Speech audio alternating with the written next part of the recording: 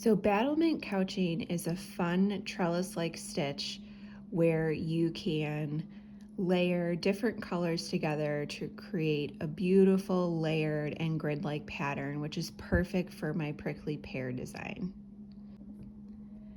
I've used 3 different colors here. You can see the light green, the mauve, and then the light purple, and I've used 2 layers per color for a total of 6 different layers. And then at the intersection of the topmost layer, I just tacked down a single bead to kind of emphasize that grid and add some more texture. So in my prickly pear color guide and stitch guide, I designate the stitch battlement couching with BC, and I give you kind of a little key doing this as well. What bead color I use to tack down in between, and then the 1, 2, 3 is the DMC color and the number of layers. So the first layer I'm putting down in this section is DMC color 318 and 2 layers. The next is 07, 2 layers, and finally 369 in 2 layers. So in my prickly pear design, I have irregular shapes, but don't let that freak you out. All you have to do is create a grid on top and follow the grid, and the irregular edges don't necessarily matter. And I'm going to draw an example for you so you can see that. So when you're setting up the battlement couching, you want to establish a grid. And here I've created a grid that is obviously very roughly sketched, but it's about a 1/2 inch between each line. For my demonstration on how to do battlement couching, I will do it on a regular square shape, but for the sake of the pattern, essentially you have your grid and then your irregular shape just kind of lays over it, however that ends up going. So when you do the battlement couching over an irregular shape, you will just stop and start at those intersections with whatever grid you have established over the pattern itself. I have used a water erasable pen to do this guide. You can get one of these or a heat erasable pen and draw directly over your fabric to create the grid. So for my 3 layers, I'm going to use a pink, a purple, and a yellow. Whatever color you put down first is obviously going to be at the very bottom of the pattern, and you're going to see the least of. You will see the most of the yellow by the time you're doing the battlement couching on the very last layer. So when you're planning out your colors or planning out the visual effect, just remember that even though it's the first color you put down, you're going to see the least of it. So when you're following the grid, it's important to establish your cadence. And I like to do like you're reading. So I go from left to right, from top to bottom. So I'm going to start from left to right. And I'm going from top to bottom within this square that I've kind of double outlined. Now this is 1 layer of the 2 layers that I will do with this pink thread.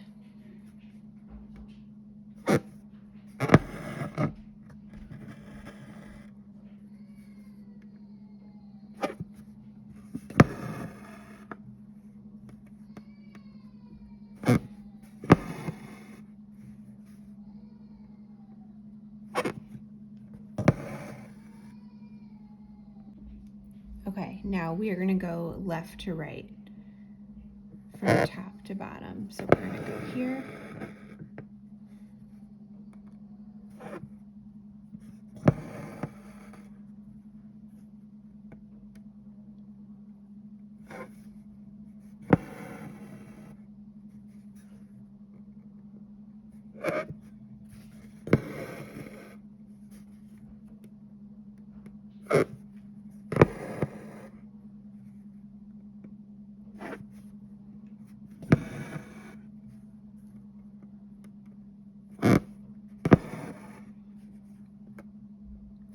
so that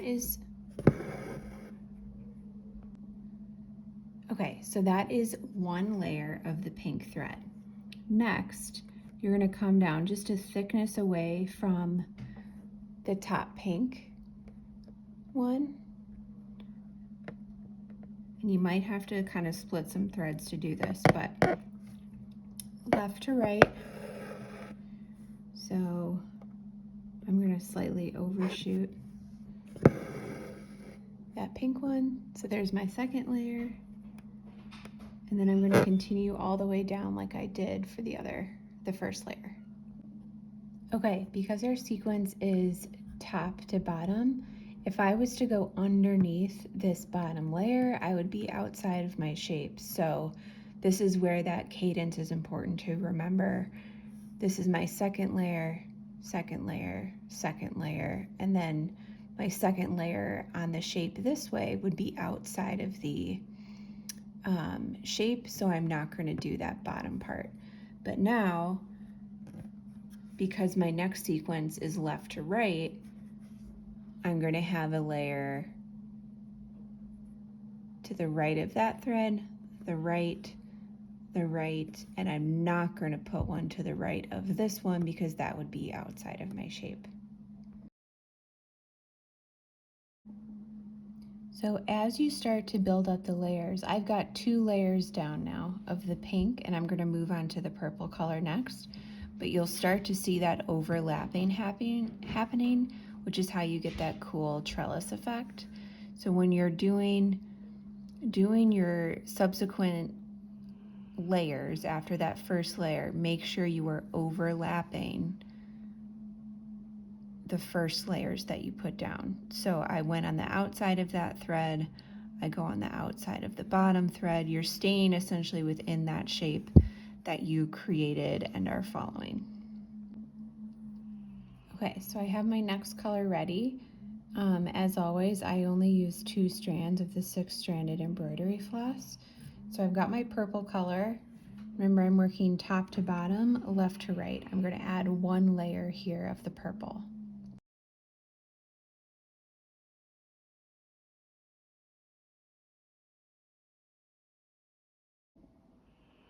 Okay, so this is 1 layer of the purple, and remember I didn't do any purple to the bottom of this one or to the right of this one because that is technically outside my shape.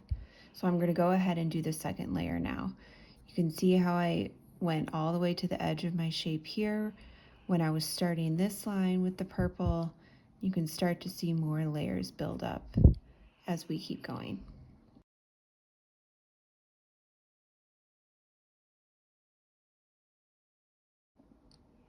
Okay, I've got my second layer of purple, and now I'm going to start the yellow sections.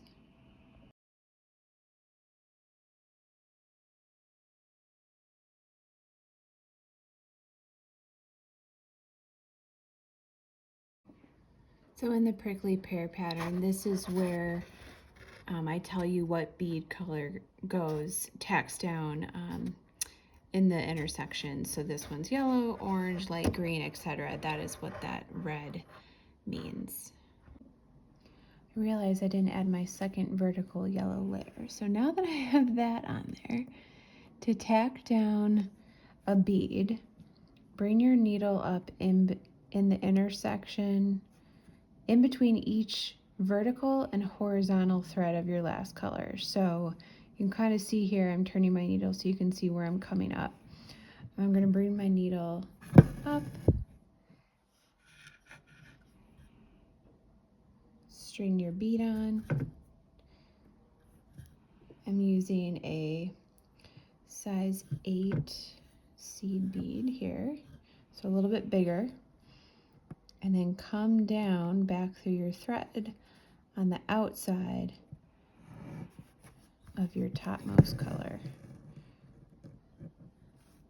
And I like to kind of turn the bead and make sure it kind of sticks straight up.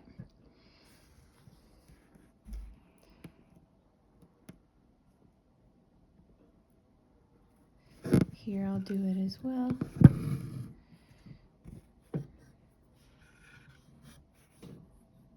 string your bead on,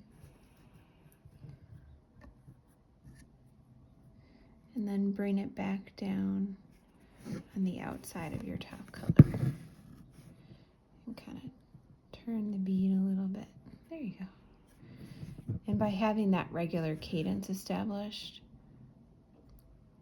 once you infill the whole section with beads, you will see how they all have that same kind of angle that they're laying at and look nice and regular. Okay, I'm going to do a quick demonstration on how to apply it to an irregular shape down here, and hopefully I can make some of my edges look a little bit better since this looks a little sloppy.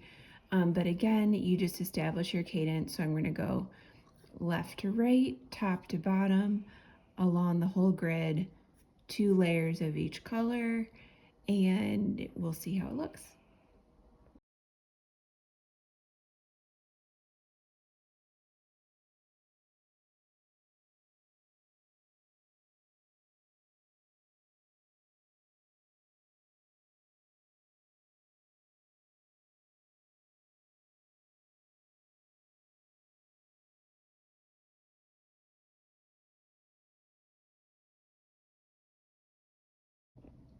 Okay, so here you can see how I did it on an irregular shape.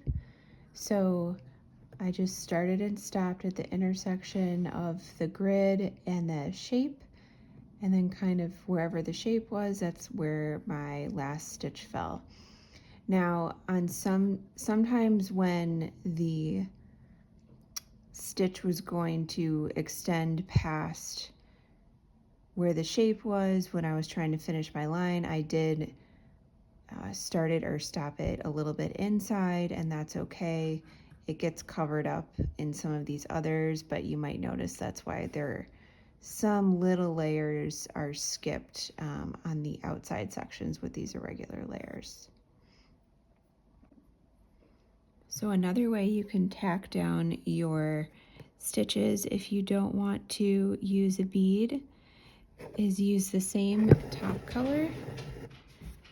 Oops.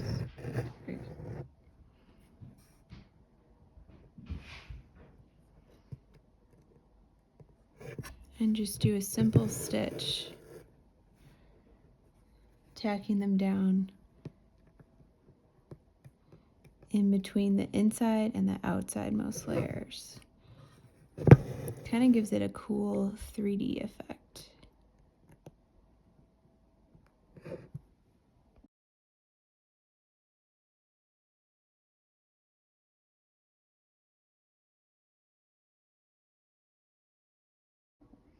So here you can see how tacking down the middle stitch kind of has a cool effect.